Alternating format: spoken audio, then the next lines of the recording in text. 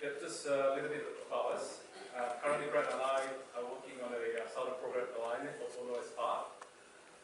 It's an alliance that tasked with upgrading or removing railroad crossing, particularly in eastern Melbourne and Australia. And at the moment, we have 5 rail projects running concurrently.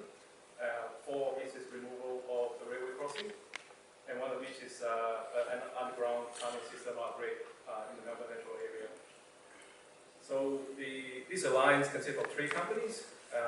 So ourselves as a Acciona, it's actually pronounced as Acciona.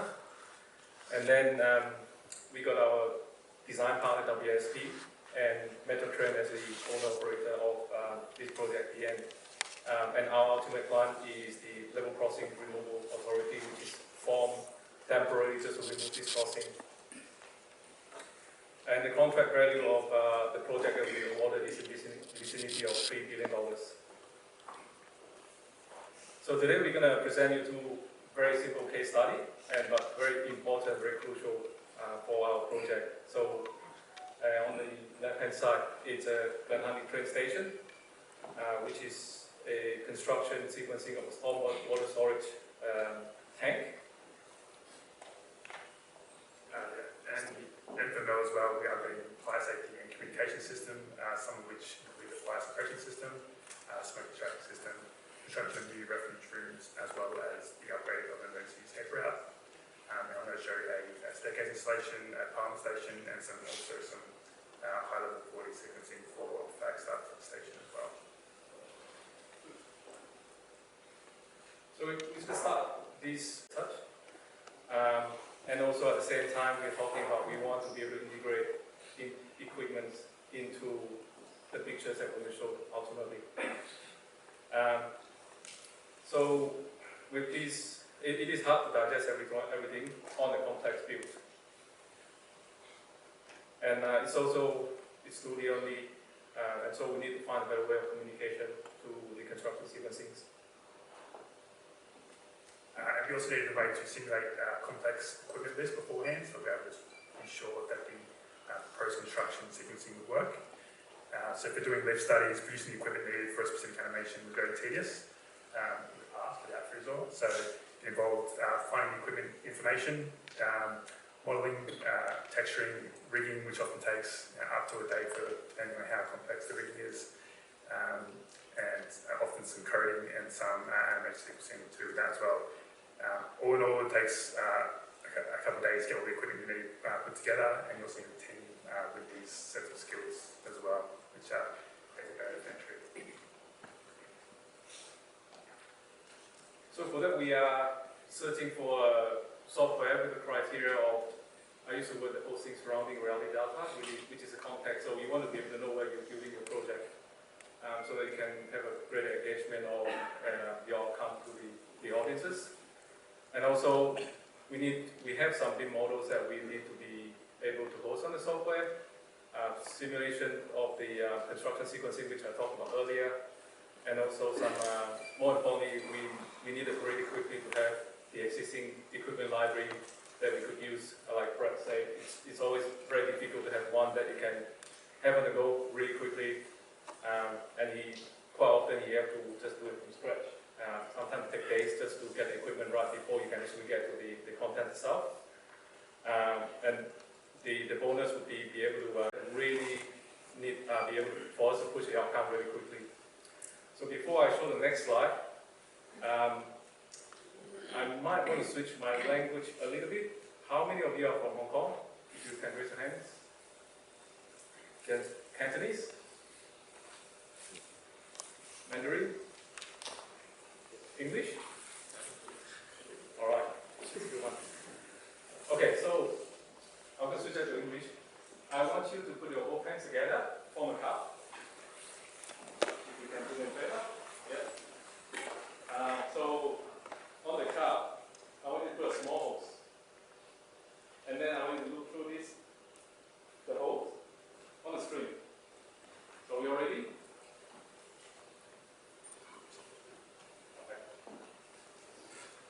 So I was going to put these up for 5 seconds, and then I want you to look at the screen and tell me what you see.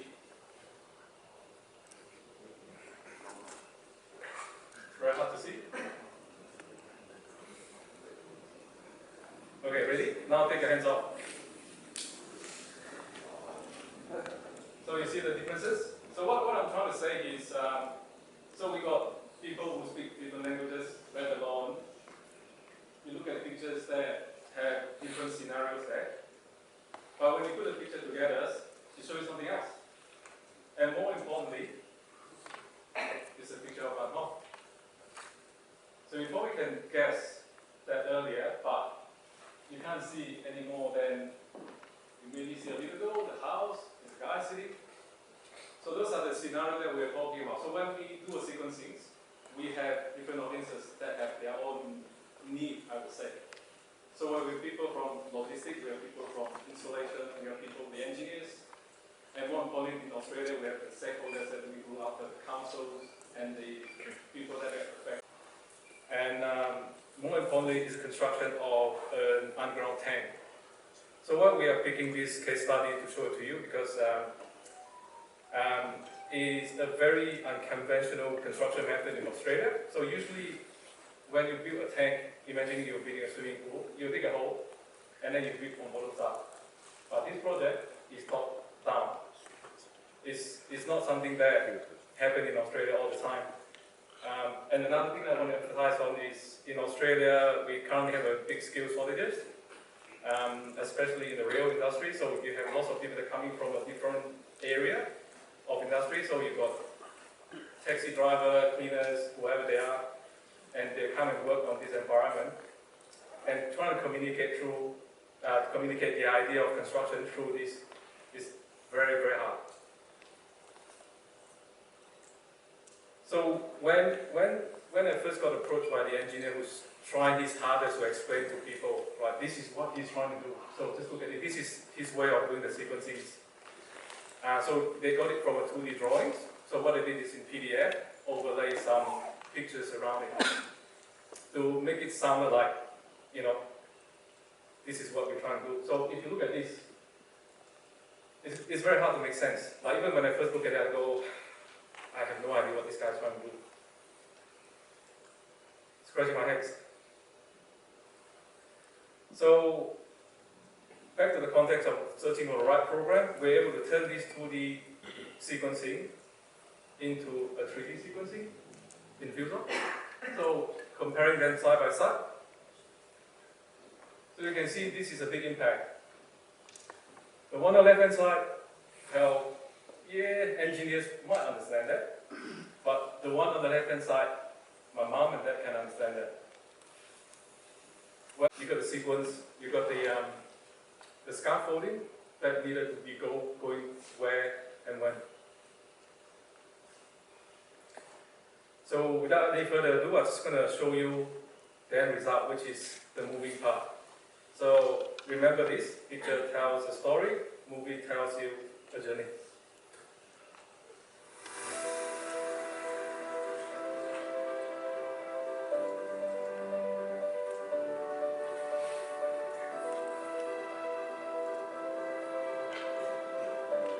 So we're making this sequence. What we have done was, there's a lot of back and forth with the engineers and all the stakeholders. So this is happening at all. They understand what we're delivering to.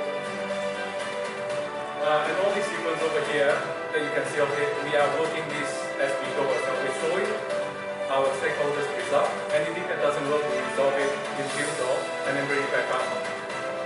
And then do the iteration from there. So this is iteration number 11. So it's gone through 11 versions to make sure this is right.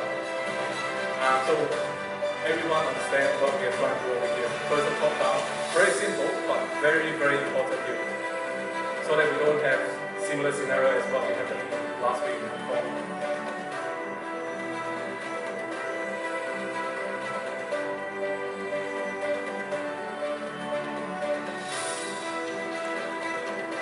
So space proving, you know your equipment is going to work on the space, in this space as well, because it's very hard. It's in a real life environment where obviously I haven't put any cars around like the others, but the train track is live. We got lots of residential people, shops around this area as well. So everything you see over here, the scaffolding, all the equipment, It's all fuel zone. So this is what we call top-down construction managers. Come on guys, clock is ticking, you can see it over there as well. We need to get it done by this day, and this is our plan. And everyone's working towards it, that's the goal.